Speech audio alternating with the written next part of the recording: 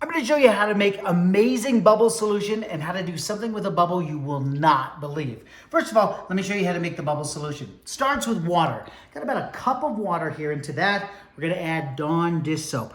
Believe it or not, this is the magical substance that people use when they want to make amazing bubbles.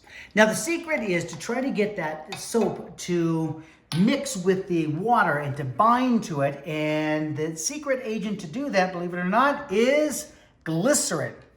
Glycerin. So now glycerin goes inside. You can find glycerin at a drugstore, for example. You don't have to use it. In fact, you can compare the difference if you use glycerin and if you don't use glycerin.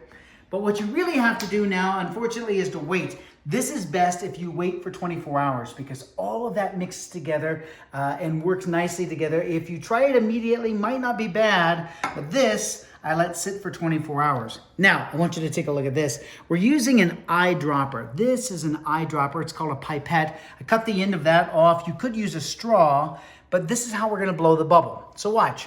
If you blow the bubble like this, you get this great bubble that I can shake off, but notice as soon as it touches my skin, it pops. Sometimes when it touches your clothes, it stays there for just a second. Why? Because there's oil and dirt on my skin, but my clothes don't have that same kind of oil. And the same thing with the carpet. If you could just bring that to the carpet, for example, or the cloth to your hands, watch what you can do. I'm just using a glove, like a winter glove. So watch. Here's the bubble. Look at this. Here is this bouncing bubble. When could you touch a bubble like this?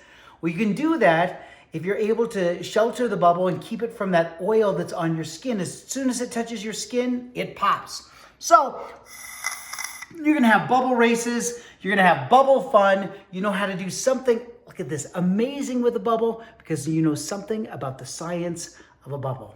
That's your Science Minute. I'm Steve Spangler.